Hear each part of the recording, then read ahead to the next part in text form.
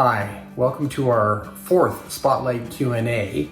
My name's Ian McPherson. I'm the Director of Communications at Brentwood. And this week we're going to be talking to school counselor Andee Dale and asking her some questions about mental health, which is something that's certainly top of mind for a lot of our families as we go through this uncertainty. So welcome, Andee, and without further ado, let's get to our first question, which is, how do we actually, what's some of the best ways to help our parents work with their kids to deal with the uncertainties that we're going through right now? That's a great question, and I'm really glad you asked it.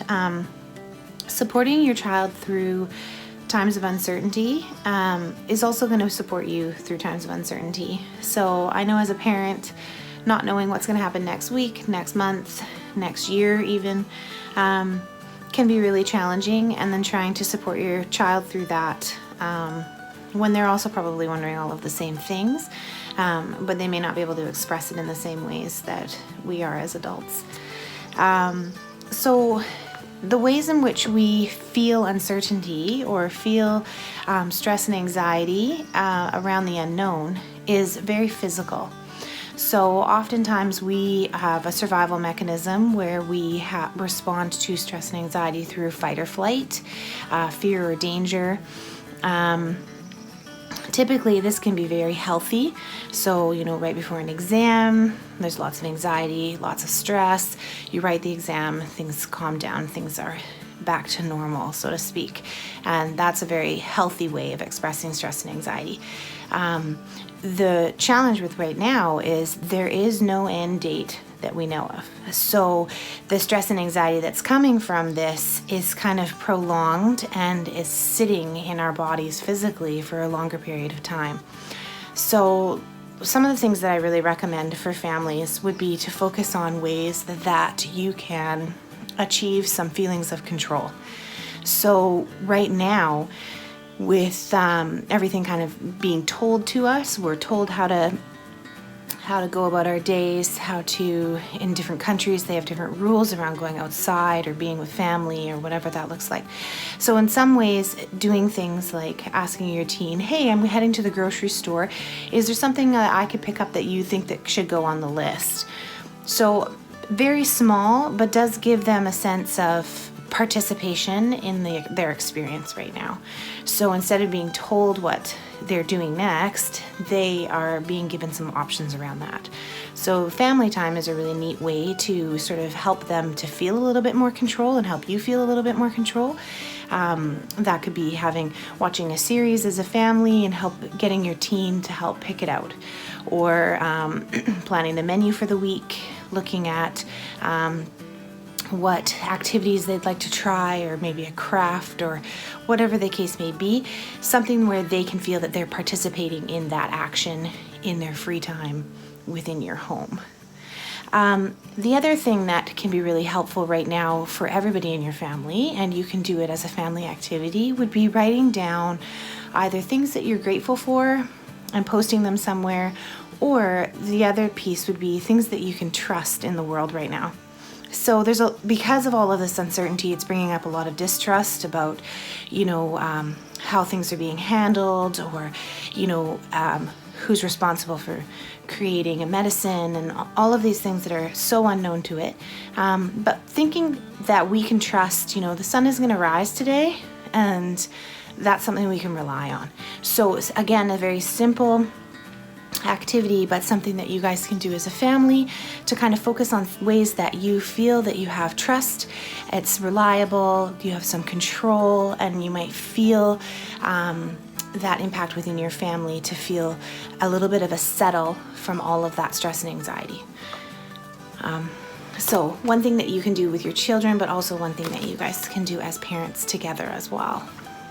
Yeah, that's great advice, Andee. I'd have to say that at home, we certainly work to involve our kids in scheduling and cooking and doing different things to sort of give them a sense of community and some outlets as well. One of the other questions that we have is, if parents are finding that their kids are maybe acting a little differently, they're not on their game, totally understandable in this kind of time.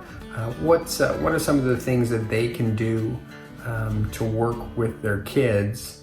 How should they approach it, I guess, is when they do notice those sort of differences in behavior. So behaviors, that's a really great question. Behaviors right now are going to look differently for every age range, depending on their age and stage in development.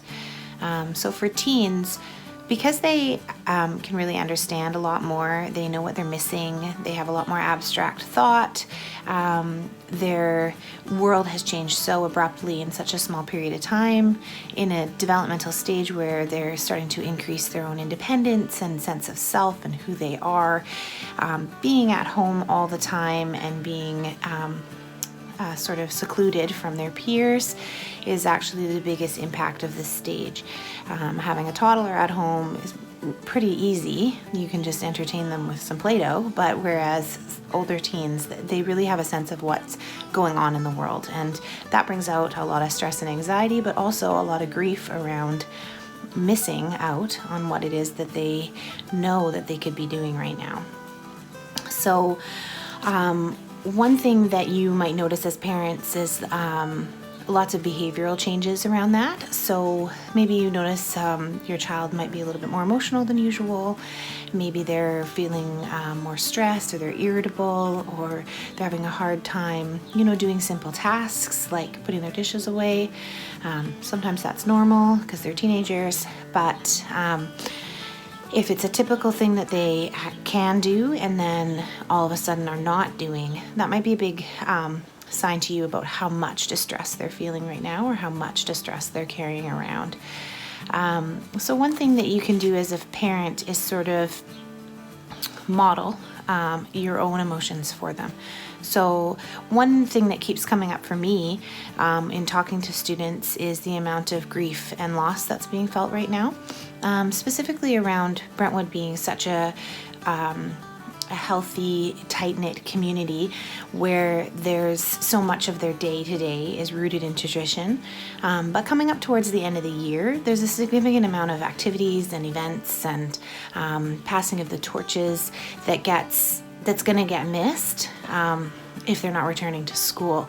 And especially for the students that are only coming for 1 year, they're going to miss the end of their year. I mean, everyone left for spring break thinking they would come back. So for a lot of students, that grief around what that's going to look like and what they're missing and all that time that they would be spending with their friends is quite significant at this time. Not only is that significant for students, but it's also significant for you as a parent. So knowing that that you had all these dreams and ideas about your child walking across the stage to get their diploma, I mean, that's a piece that could be different this year. There's all sorts of things that are so much emotion that's coming with that. So part of modeling that for your child would be to say, gosh, I'm really sad that this isn't happening, or I'm really angry that this happened, or I'm feeling really frustrated or down, or I'm really happy we get to spend this time together, but it just feels like I'm missing out on something. And all of those things that you can say about how you're responding is actually going to help your youth to understand how they're responding, and help them to understand their own emotions. So my biggest suggestion is to talk about it, to make it available for them to talk to you about it, and to be vulnerable with each other about how you're feeling. And because what we don't want to do is get them to suppress it and, we'll be fine, we'll move on, it's totally fine, like just head down, get going. Because to properly respond to a grief such as this, in a collective grief such as this, is to talk about it, to debrief, and to feel it together. So it's not quite what you asked, Ian, but getting a sense of that emotion, that heavy emotion right now, is impacting all of their behaviors. Yeah, that makes a total sense. I think that, as you said, creating that sense of empathy, validating those emotions and giving them the opportunity to talk about those you're probably going to find quite a lot of common ground between parents and students in this sort of situation. So absolutely, that makes sense. Shifting, as you mentioned, we're dealing with teenagers here.